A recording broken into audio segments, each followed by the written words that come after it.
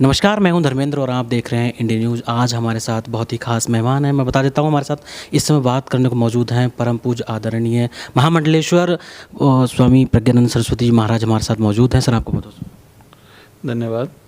Sir, मैं आपसे जानना चाहूँगा कि आज के माहौल में जिस तरीके से जो माहौल बना हुआ, इन्वायरमेंट पूरे हिंदुस्तान में बना हुआ है कि पुरानी इमारतों की अगर हम बात करें, भले ताजमहल की बात करें या कुतुब मीनार जो आज ही चर्चा में है, वहाँ हिंदू देवी देवताओं के जिस तरीके से चिन्हों का मिलना, उसको आप किस दृष्टिकोण से? ये चिन्हों का मिलना नहीं है, ये उस ऐतिहासिक पृष्ठभूमि को दर्शा रहा है कि किस तरह से तलवार के बल पे हमारे धर्म पर, हमारे सनातन धर्म के मानने वालों पर अत्याचार किया गया है। सनातन धर्मियों को ही तलवार से उनका हनन हुआ है। इतना ही नहीं, हमारे जो प्रतीक थे धर्म के, जो हमारे उपासना के स्थल थे, हमारी उपासना की जो व्यवस्था थी, उसको किस तरह से इन लोगों ने सत्ता की प्राप्ति के लिए अत्याचार किया है। हमारे यहाँ पर धर्म जो होता है वह मोक्ष के लिए होता है, आत्म शांति के लिए होता है। धर्म व्यक्ति के अपने आत्म कल्याण के लिए सन्निहित है। हमारे आत्म कल्याण के मार्ग को भी किस तरह से दुष्प्रभावित किया गया, ये समझने जैसी बात है। और जो चिन्ह मिल रहे हैं, यह दर्शा रहे हैं कि ये सनातन भारत है। यहाँ सनातन परंपरा सनातन काल से, अनादिकाल से यहाँ पर विकसित रही है और यहाँ के लोगों के जीवन में धर्म ही सर्वोपरि रहा है। यहाँ तक हमारे धर्मशास्त्र में राष्ट्र की आत्मा यदि किसी को कहा गया है तो धर्म को कहा गया है। इस राष्ट्र की यदि आत्मा कोई है तो धर्म है। तो अब आवश्यकता है कि जो प्रतीक चिन्ह दिख रहे हैं, उन प्रतीक चिन्हों के आधार पर ये हमको पता चल रहा है कि ये हमारे उपासना के स्थल हैं, और ये हमारे उपासना के स्थल हैं तो ये हमको प्राप्त होने चाहिए। दूसरी बात, ये वर्तमान समाज को और जो तथाकथित धर्मनिरपेक्ष लोग थे, उनको एक बहुत बड़ा संदेश है, बहुत बड़ा तमाचा है कि जो एक संप्रदाय विशेष था, जिसके प्रति उनकी बड़ी सिंपैथी थी, बड़ी उनके प्रति उनकी भावना थी, उस समाज का चरित्र निकल करके आ रहा है। ये चित्र नहीं है, उस संप्रदाय का चरित्र है जो वर्तमान समाज में अब प्रदर्शित हो रहा है। अगर हम बात करें कि राष्ट्र के पुनर्निर्माण की अगर हम बात करें, तो इसमें संतों की क्या भूमिका होगी, उस पर क्या कहना है? हमारे यहाँ पर सदैव से संतों की वाणी पर समाज विश्वास करता आया है। और संत जो होता है वह किसी जाति का नहीं होता, किसी संप्रदाय का नहीं होता, किसी क्षेत्र विशेष का नहीं होता। हमारे जो उदार चेता ऋषि रहे हैं, उदार चरिता नाम वसुधैव कुटुंबकम, उन्होंने तो संपूर्ण विश्व वसुधा को अपना परिवार माना है, कुटुंब माना है। इस आधार पर जब संपूर्ण जो विश्व है वो तकनीकी के क्षेत्र के चलते एक बहुत छोटे से स्वरूप में आकर के सब समाहित हो गए हैं, ऐसी परिस्थिति में संत महापुरुषों का वही उद्घोष कि उदार चरिता नाम वसुधैव कुटुंबकम, हम सबको अपना मानते हैं और सबको अपना मानते हुए हम अपने राष्ट्र का कल्याण कैसे हो, ये संतों का उद्घोष आज के समय में प्रासंगिक होगा। संत महापुरुष सदैव से ये कहते आए हैं कि हमें किसी के क्षेत्र का, किसी के अधिकार का अतिक्रमण नहीं करना है, लेकिन यदि कोई हमारे अधिकार को बलात् दुस्साहस करके छीनने का प्रयास करता है तो उसका प्रतिकार करना पड़ेगा।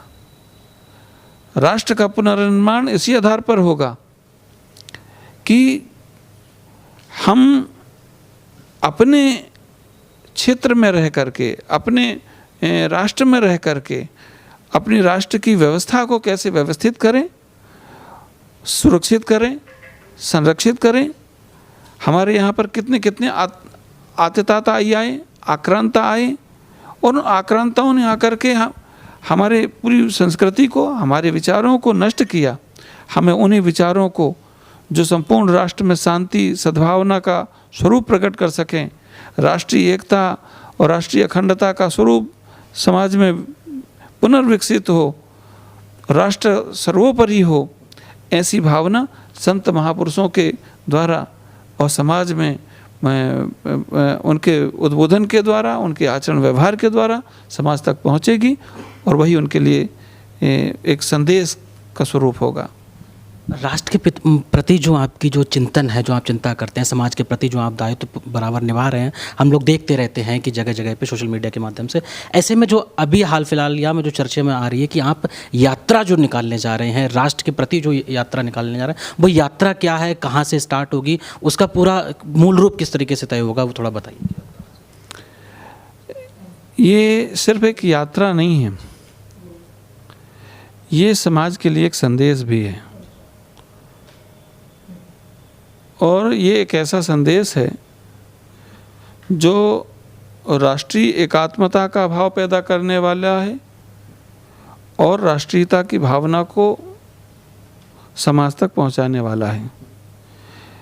ये ऐसे व्यक्ति के प्रति हमारा इस यात्रा के माध्यम से कृतज्ञता का भाव है जिसने राष्ट्र के लिए अपने प्राणों का उत्सर्ग किया।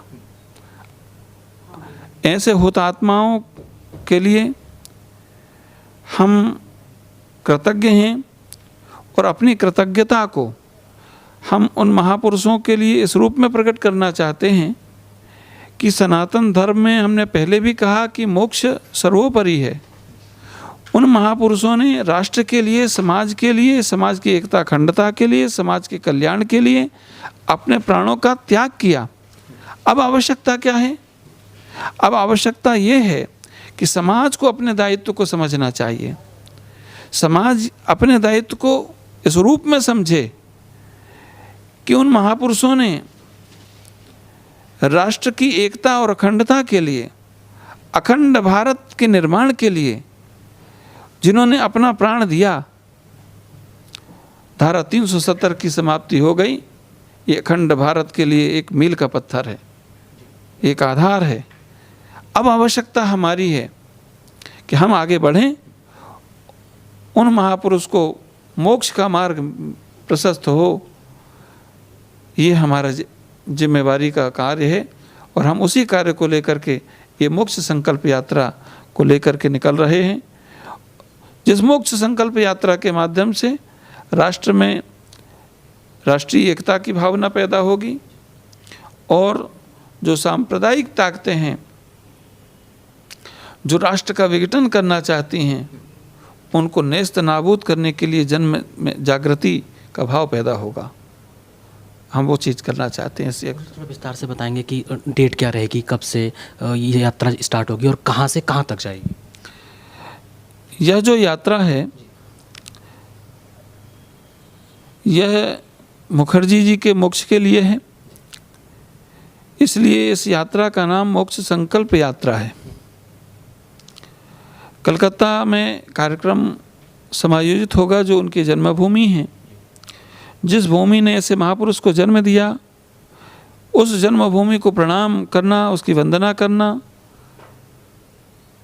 हमारे लिए सौभाग्य का विषय है। हम मात्र भू समर्चना के रूप में वहाँ पर वो कार्यक्रम आयोजित करेंगे 20 जून संध्या बेला में, और 21 जून को यात्रा का आरंभ कलकत्ता से होगा। जो टाटा नगर, होकर के रांची पहुंचेगी, रांची से चल कर के वह हजारीबाग औरंगाबाद से चल कर के और 22 तारीख को संध्या बेला में काशी पहुंच जाएंगे। 23 तारीख जो मुखर्जी जी का निर्वाण दिवस है, उस दिन महामोक्ष संकल्प समागम का आयोजन होगा, जहाँ पर 108 ब्राह्मणों के द्वारा और पिंडदान का कार्यक्रम होगा। साथ साथ में उनके 23 जून को निर्वाण दिवस पर एक ऐसा भाव भी प्रकट होगा पूरे देश में, जहाँ जहाँ पर जिन जिन स्थानों को महत्वपूर्ण माना गया है पिंडदान के लिए, मोक्ष के लिए, उन स्थानों पर जैसे गया है, प्रयाग है, पुष्कर है, ब्रह्म कपाली बद्रीनाथ है, इन स्थानों पर भी राष्ट्र के जो जननायक हैं श्यामा प्रसाद मुखर्जी जी, उनके लिए कृतज्ञता के भाव के साथ संपूर्ण देशवासी उनके लिए पिंडदान का कार्य करेंगे।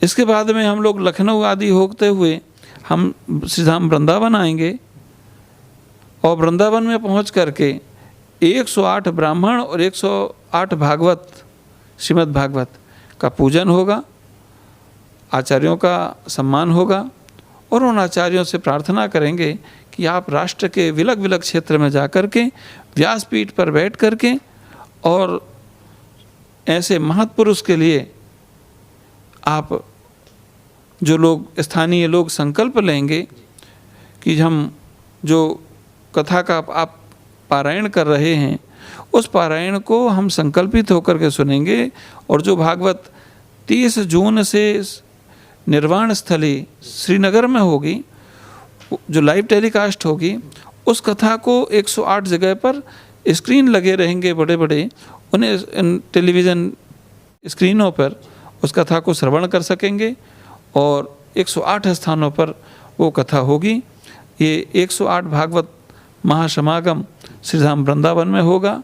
तत्पश्चात हम लोग 27 तारीख को और अखंड भारत संकल्प महासमागम ये दिल्ली में होगा, NDMC जो कन्वेंशन सेंटर, वहाँ पर ये आयोजन होगा। वहाँ पर अखंड भारत के लिए सभी लोग संकल्पित होंगे। इसके पश्चात हम लोग कुरुक्षेत्र, चंडीगढ़ आदि होते हुए और हम लोग जम्मू पहुँचेंगे। जम्मू से हम लोग श्रीनगर जाएंगे 30 जून को, जहाँ पर श्री श्यामा प्रसाद मुखर्जी जी के मोक्ष के लिए और वहाँ पर श्रीमद् भागवत का समायोजन होगा। कहा जाए कि बहुत बड़े स्तर पे इस यात्रा को किया जाएगा और श्यामा प्रसाद मुखर्जी की कहते हैं ना कि पुण्य आत्मा के लिए, शांति के लिए बहुत बड़ा स्टेप है ये। अभी तक शायद नहीं हुआ है ये। अभी तक तो धारा 370 समाप्त नहीं हुई थी, तो उनको मोक्ष कैसे मिलता। धन्यवाद भारत सरकार को, बहुत बहुत साधुवाद इस देश के यशस्वी प्रधानमंत्री श्री नरेंद्र भाई मोदी को। मैं तो लौह पुरुष के रूप में मानता हूँ इस देश के गृह मंत्री जी को, श्री अमित भाई शाह को, और बहुत बहुत साधुवाद के पात्र हैं जिन्होंने इतना बड़ा उपक्रम किया है जिसके लिए कल्पना नहीं की जा सकती थी। लोग कहते थे, चुनौती देते थे कि धारा 370 नहीं हट सकती, लेकिन उस काम को हमारे प्रधानमंत्री जी और गृह मंत्री जी ने वो करके दिखाया है। इस बात के लिए मैं रणनीति बनाने वाले श्री अरुण कुमार जी को और श्री भूपेंद्र यादव जी को, जो केंद्रीय मंत्री हैं, उनको भी बहुत बहुत मैं साधुवाद दूंगा कि इन्होंने भी एक रणनीति बनाने में बड़ा सहयोग प्रदान किया और धारा 370 हटी। धारा 370 के हटने से श्यामा प्रसाद मुखर्जी की आत्मा को शांति मिली और राष्ट्र नवनिर्माण और अखंड भारत की श्रृंखला की दिशा में आगे बढ़ा है। स्वामी जी, ज़्यादा समय ना लेते हुए मैं आपसे और ये मतलब चाहूँगा कि आप हमारे जो दर्शक हैं, दर्शकों को क्या संदेश देना चाहेंगे और कहा जाए कि क्या ज्ञान की बात कुछ। ज़्यादा क्या कहना। अतीत को सम्मान, वर्तमान को समाधान और भविष्य को सही दिशा निर्देश मिले, जिससे राष्ट्र निर्माण की एक नई इबादत लिखी जा सके, एक नई कहानी लिखी जा सके, एक नए भारत का निर्माण किया जा सके, जो संपूर्ण भारत विश्व गुरु के रूप में संपूर्ण विश्व में जाना जाए, माना जाए, समझा जाए।